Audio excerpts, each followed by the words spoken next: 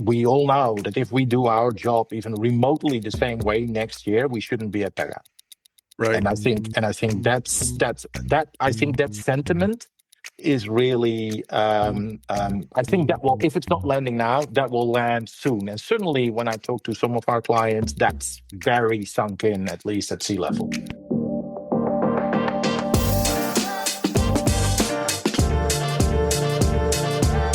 Today on Customer Land, I have the honor and privilege of speaking with Rob Walker, who is, among a series of titles, VP of Decisioning and Analytics at Pega. He is General Manager of One-to-One Customer Engagement and also has a PhD in AI. And I can just tell you from the sidelines, is a fascinating well, let me just leave it there. A fascinating person to listen to when he's presenting. So with all that, thanks for joining me, Rob.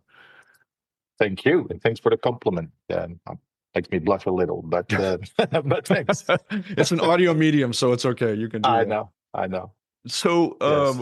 we were just talking a moment ago. One of my first introductions to Pega was several years ago. I'm going to say 5 or 6 years ago. I was speaking with one of your colleagues, and the theme of the moment, and I don't know, I kind of approached this as maybe these are just talking points, but the theme of the moment at that point was we're building empathy at scale.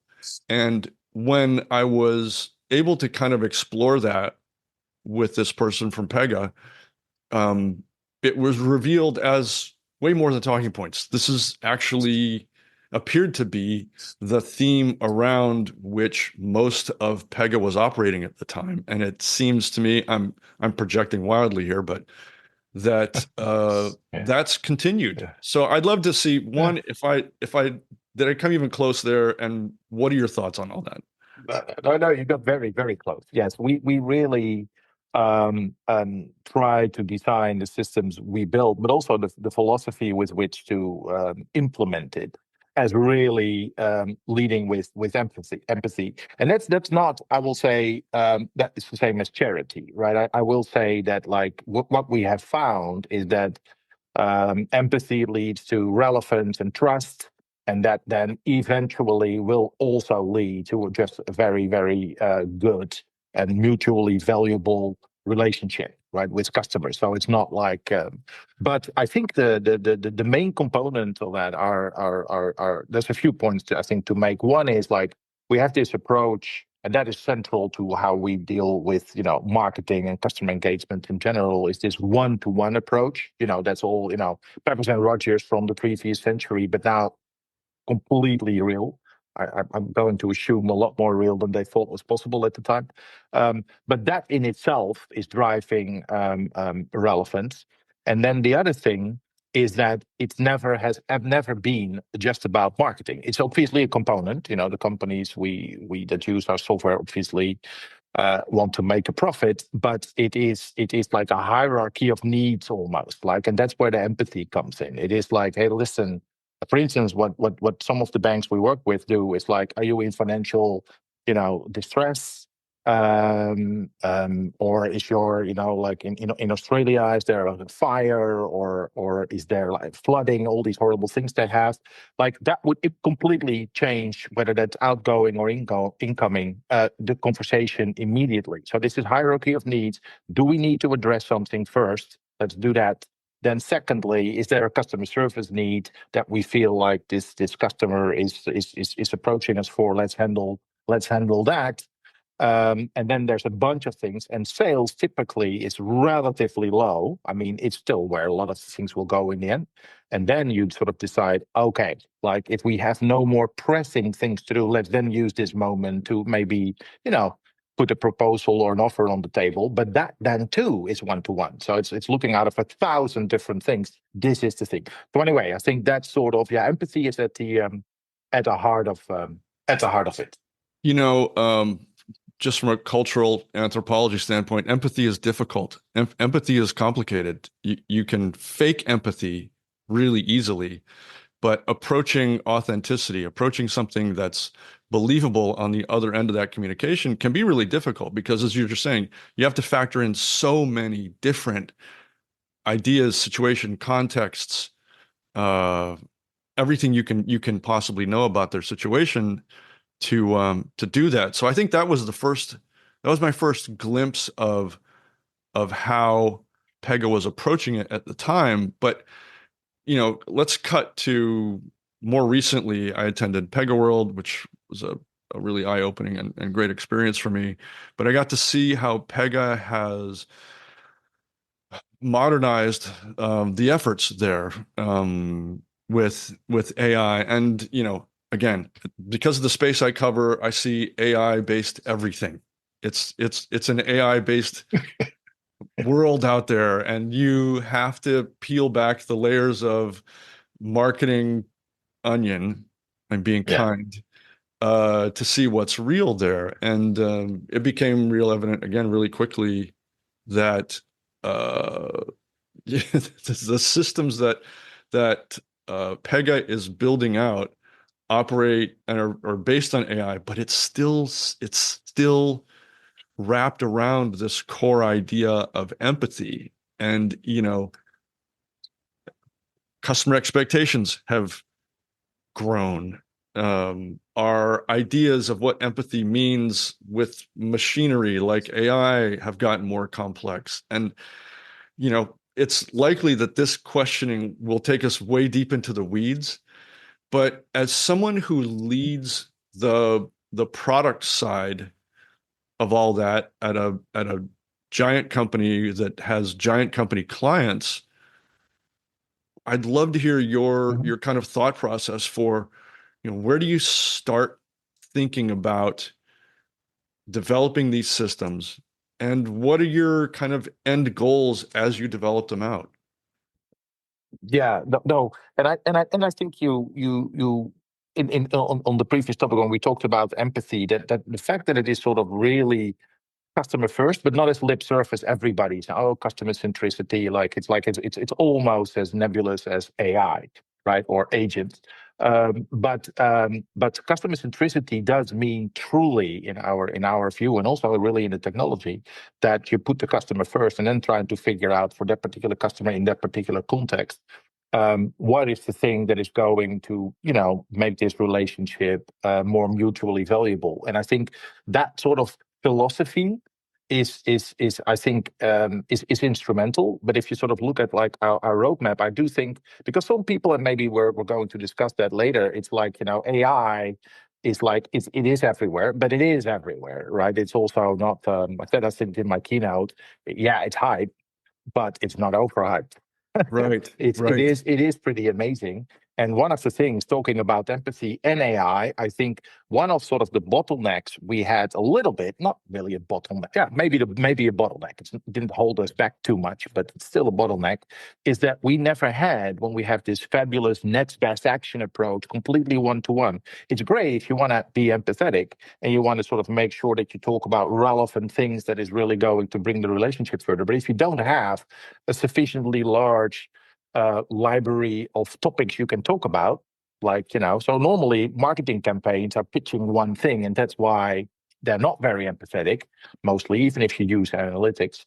But to sort of figure out, this is the relevant thing to talk to Mike about right now, this is what he needs.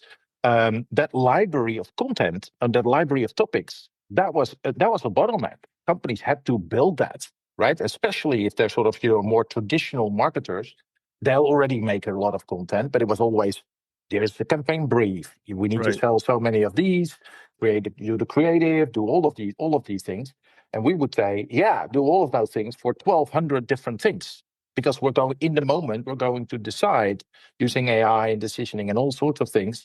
Um, this is the thing that we should be talking about now. And then we do that in real time, right? So if the customer is like, oh, I think that's a little bit much or a little too expensive, or we would redecision. Anyway, that's the bottleneck. And I think AI and Gen AI in particular is really helping us build that up, right? A lot more creative. You can get a lot more personalization going on. And also, just on the empathy side, I read, like, I think it's probably already a year ago, but a whole study on at that point ChatGPT, I'm going to say three, I don't know, ancient, about like how it had a better bedside manner than human doctors over right, email. right? I will say, also partly because it just had more time to think about it, but that still, it was a blind test, and patients just appreciated that more. And that is because, to your point, I think these Gen AI models just know more about people than our clients have in their customer profile, and therefore we don't know about that, right? So that's, I think, is really going to help here. So you've just opened us up to another line of thought here that will absolutely derail the conversation. But the nature of customer relationships has been debated for several decades, anyways. We've all seen the statistics on, as I mentioned earlier, customer expectations as they change and grow, the complexities around appearing to and actually being empathetic. But in the age of AI, when so much is now possible, when you can deliver relevancy and importance to the customer instantaneously, it's going to change it's going to change how customer relationships work, I think, at its core. And I know, as somebody who looks into the future, you're probably the one guy with the crystal ball on this. Look out 5 years from now, and how we're interacting with these technologies and with the brands behind them. How do you see the customer relationship itself changing, or am I off base here? Will it change at all? No. I think you're not off base at all. But I do think that a lot of it has already sort of changed on the inside. If the inside here is like a company, right, that is trying to say things to people, to figure out what that thing is, right? There obviously has been very high levels of AI, sort of more what we call sort of left brain AI, right? Or decisioning. So lots of analytics, lots of machine learning, but not the generative creative side of it, right? Which is sort of really nice sort of add-on. And I think, but that's early days. I think the customers, the end customers, will definitely feel like, oh yeah, it gets even more personal. Now, then you can have a whole argument. Well, is that fake personal? Is that real personal? Well, we may discuss that in a moment. But certainly, there is more options to do the right thing, and I think that is important. But I think what will be a big shift, if you say 5 years, which is honestly in this day and age, I always try to say, well, let's try 2 years, right? Because Right. it's just crazy, honestly. I can only start when I'm preparing for my keynote. I used to be able to do that like sort of late the year before. Now I can't even. If I started there, it would be like so stale and outdated. I can't, it's completely impossible. But 5 years now. But I do think that like the agents are not just corporate agents, right? I really feel pretty strongly that the likes, the big brands like on the consumer side, Apple, Google, others will have these. Let's say, I think the term that I've read about it is like customer advocacy agents, right? That will do the shopping and the talking and the customer service inquiries for you, right? And I think that will have a monumental change because, first of all, it will give a voice to people that may not be as eloquent or as determined, right? Or will not have enough time. So that will change. So the volume will go up massively. But secondly, it will peel away a whole level of marketing, right? Because that customer advocacy agent will not be persuaded by, in booking travel to look at like, oh, there's a happy family on the beach, right? It's like meaningless, right? So just give me the price, give me customer reviews, and I know all the preferences for the person I'm standing in for here. So I think that's a monumental change that is a little scary, but you know pretty I think cool it's as well. inevitable too. Yeah, I was having a conversation around the very topic about a week, maybe 2 weeks ago, with a marketer who said, "Look, we're preparing for it. We see it out there, but at some point, the way they pursue marketing and the entire definition in their world of marketing is going to change because the brands have to be really careful about not being disintermediated from their customer entirely by these agents." who don't Yes. care. The agent doesn't care. If your customer service isn't up to par, they don't care if your price is, or like you said, the pretty picture Yeah. is. They don't care. Yeah, yeah, And yeah, yeah, yeah. Now, I think that is super interesting what that will do. So, marketing, sort of, I would not say as we know it, but maybe as we know it, that will really change. But then it will be really interesting if you really look at it from the human perspective. you know how much will that change if your Google or your Siri on steroids, or your Alexa, for all I care, is like negotiating on your behalf, but really knowing a lot of private things that you would never even tell the company that you're negotiating with. right. That's I think there will be some magic there. Yeah, that's going to be an interesting thing to do. So I'm going to start trying to get on your calendar for the next 5 years right about now, because it'll probably be that much more difficult at that point. But yeah, Yeah. just the idea that all of that emotional exchange, if you will, between a brand and a customer is going to it's going to become unimportant if these transactions are all agentic, or mostly agentic, or even partially agentic. So Yes. Yeah. wild. Yeah. Yeah. Yeah. One thing that's come up quite often in our world is the idea of trust, as it's built in and baked into AI components and machinery, but also how consumers are the users, and let's say they're consumers or their businesses themselves, um, are processing the idea of trust for themselves in its own utility, how they adopt it or don't, how these things get produced, what they do, and how do you how do you build trust into these mechanisms? And I could think of nobody better to ask that question to than you, because it has to be right there at the foundation of so much of what you're about. So I'd love to hear your thoughts on that. Yeah. Yeah, just I'll open it up and see where this takes us.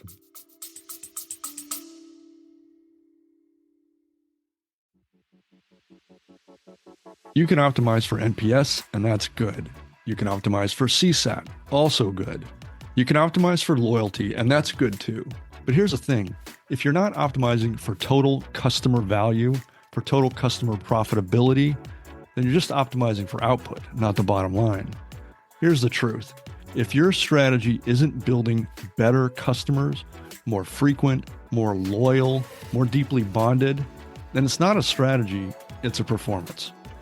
At Customerland Studio, we help brands find the value, find the opportunities, the force multipliers hiding inside the customer relationship. And then we help them optimize for scale, for yield, for profit across the entire relationship. Because the other thing we've learned, the only strategy that actually matters is the one that makes your customers more profitable. Customerland Studio, to make better customers. Go to customerland.net and click on the studio.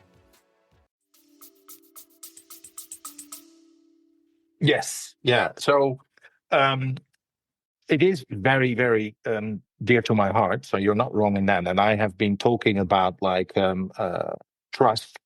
I would say before it was fashionable, and certainly before the whole you know Gen AI started, right? So when AI was not as big a deal as it is now, but I was always worried that because I think trust, there's many factors to it, obviously, and we can talk about that for a long time. But I think one of the key aspects is transparency, right? You have to be able to say, hey, why are you telling me this? Why do you think this is relevant? And learn from if it's not.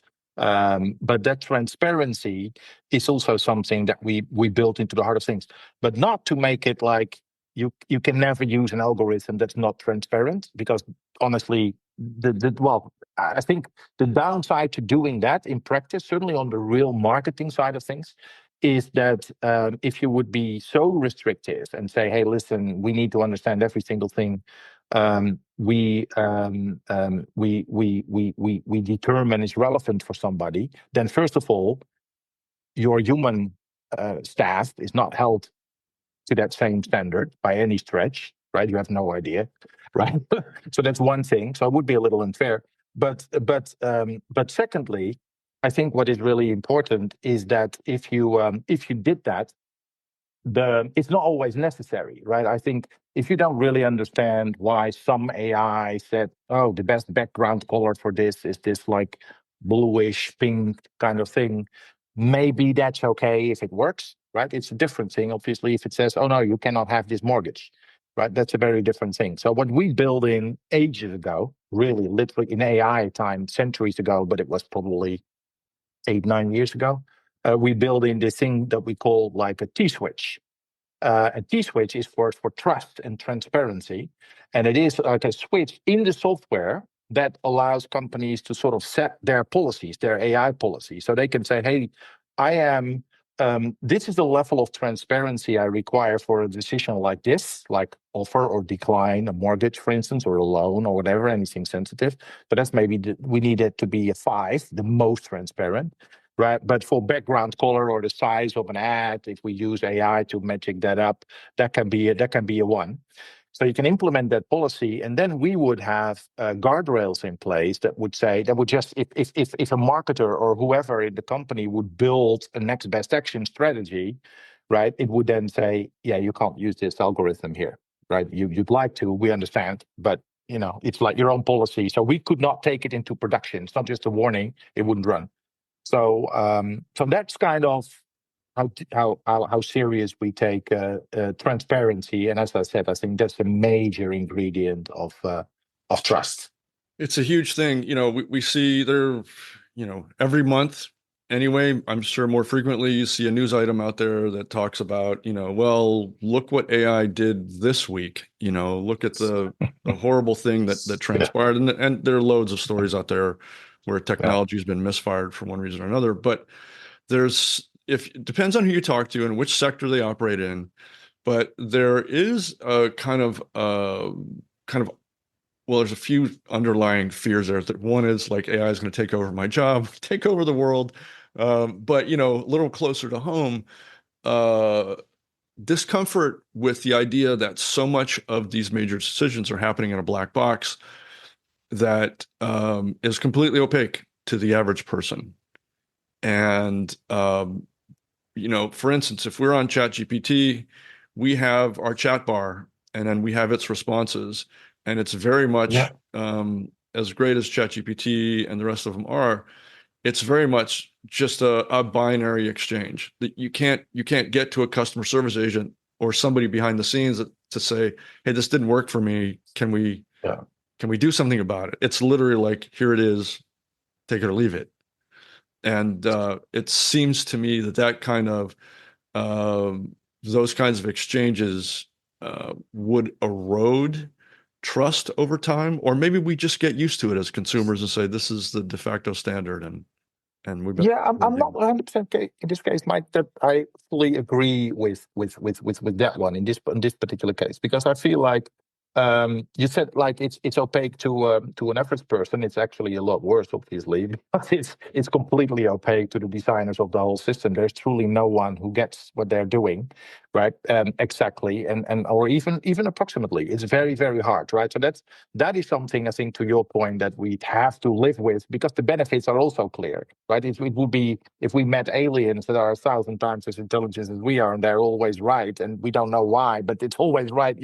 People do love oracles, right? So, but I think the binary thing is what I was not certain about, because I do feel like certainly in our vocabulary we have a lot of things that we call, like we call redecisioning, right? So the moment some customer in some channel would say, well, I don't know, or can you do this differently, or even just hesitate or get upset, or any of these things, will change the context of that conversation immediately, right? We pick up on all of these signals and then redecision instantly. And I think the Gen AI algorithms would also do that. So they would say, so either the Gen AI algorithm or more traditional algorithms would say, oh, this customer is getting upset. Then the tone of voice would change. And I think Gen AI can do that pretty well per that bedside manner that I mentioned earlier. Right. They, Yeah, and maybe I misspoke because I think that's one of the beautiful things about the AI modules that I've worked with is that it will adjust on the fly. I think what I meant by the binary kind of opacity is just that all you get is the chat bar. That's the yes. extent of that's as deep as you're going to go behind the scenes. Yes, no, that is true. We have our own corporate agent that is using Gen AI, and well, you heard about her in the keynote, and the fact that I call her says a lot about how Right. how effective that is. But she also always gives, as a matter of course, she can't give you any answer without explaining exactly how it got to that. But even that is not 100% correct. It's like just like humans are making decisions and then justify it afterwards. So there is a Right. sense to it, but if it's really the actual cause of the decision, probably not. But it's something. Interesting. So, I we sort of addressed this already, but the 5-year outlook to what these interactions look and feel like, there's going to be a lot of technology developed between here and there. But on the human side, we're probably not going to evolve nearly as quickly. We're kind of slow evolutionary. Yes, So, yes, like, yeah, yes, so uh, the technology is going to accelerate. We're going to sit back here and figure out its best utility and trust. But yeah. to me, as someone who's looked at customer expectation gaps for the past, I've been, looking at these kind of over, say a 5-year period and how they've changed in different sectors. Excuse me. It seems to me that if we switch the lens from customer expectations to sectors to customer engagement, customer trust Mhm, over those 5 years, that we, as being the slow evolvers that we mhm, mhm. um, are really going to have to be coddled. That's the wrong word. Are really going to have to be catered to help us understand what's happening over there. Does that make Yes, any yeah. sense, or is that completely off No, base? no, no, no, I like it. But I think we did touch on it a little bit because I do think that these customer advocacy agents that I really think will be major, and there will be a lot of competition, and maybe there is even a marketplace where you hire an agent, like a movie star might have an agent, right, negotiating on their behalf, right? So who knows how yeah, you asked me about 5 years, but I can totally see that people are bidding for agents and say, oh, this is the best agent I can get, and I would pay for its services.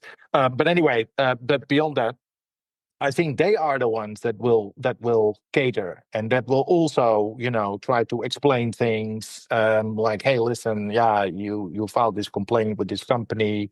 I've been talking to them, like I really think that will go pretty pretty fast, honestly. I think if you extrapolate to these 5 years, I think because we've been focusing sort of on the edge of the company and its customers, right?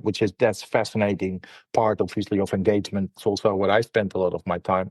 But I think the other thing where that is going to radically change is the automation inside of those companies, right? I mean, when we did this next best action decisioning, and it was like great, people had incredible returns, all good, much relevance, lots of empathy, everything worked, but it was literally people inside the company working on this canvas with like decision shapes, and they could have hundreds of predictive models and exception rules and eligibility rules and all of these things, and then they magic that together, and it was very powerful, but it was like sort of almost manual constructed and then very, very fastly executed. So that has changed completely already with things like now we have a next best action designer, and soon we'll have like, or we actually already have, you heard about this blueprint, right? Right. That we have. So we have a customer engagement blueprint that just from your website and all sorts of briefing documents that you may upload to the thing, will come up with a strategy that will probably get you 80% there, if not more, including all of the content, right? So that part of it, we also shouldn't underestimate. I think the agility of customer engagement strategies will be massively better than they are now. And I think you were joking earlier, or maybe not joking, but about like people taking the marketers that you spoke to, saying, "Well, when is this going to take my job?" Well, I think there will be jobs, but it will definitely change, because these agents, sort of the intercompany agents, that are getting very powerful. And I think our blueprint is showing things that would take maybe even a year, right? And it is done in like, well, you've seen the demos, but let's say that you do a few iterations. Let's be an hour. Right. You Right. know, I've seen the that's results. that's what we're It's talking about. astonishing. Yes. It brings up a really interesting point. Just again, because of where I sit in this particular ecosystem, I talk to a lot of people who are marketers, and I say this without, um, I don't want to demean anybody here in any way because it's an exciting time, but accelerating marketers, CMOs understanding of what's possible, even to the point where what's possible right now, I think is a big challenge. I know so many marketers, smart people, driven people, people who are very successful in their own particular worlds, um, aren't even aware of what AI-based tools like Pegasus can do for them right here and now, much less in 2 years to be planning for it. So it seems to me that there's a challenge and an opportunity there for somebody to come in and just start to kind of bridge those gaps. Like, here's where we are, here's where you could be very quickly just by deploying certain things in certain ways. Do you see that as well in your interaction with companies, or do you see that there's a readiness out there to deploy this, or is there an education that needs to come along first? It's funny, and it's a very very good question, because I'm sort of leaning on that fence, and sometimes leaning, depending, because I talk to a lot of our clients, or companies that fall into that category, and it depends a little bit. So historically, certainly in my space, like in the customer engagement space, I've dealt with a lot of people that are very traditional, right? With all due respect, right? But they're still using the same technology or the same vision on marketing or direct marketing that we've had since the 70s, right? It's basically query a big database of people you think are going to be interested, and then you're going to put some subjective measures like, let's wait 2 weeks. It's like that's not the world anymore, right? You don't have to, first of all, you don't have to do these queries and build like a segment, not for target, maybe to understand what you're doing in a particular segment of clients, but not for targeting, right? That was necessary when we were running things in COBOL, right? But now you don't have to do that. And so that's already, I think, so when I talk to people, sometimes that's already a paradigm shift that is a little hard. But that said, everybody is very aware of, because they're also consumers of AI, and they can see how fast this is. And this is the first time that I feel like marketers, but also data scientists and a lot of other peoples, but those are the people I talk to the most, are really thinking, yes, my professional life is going to change radically. And certainly, for instance, just at Pega, at my own company,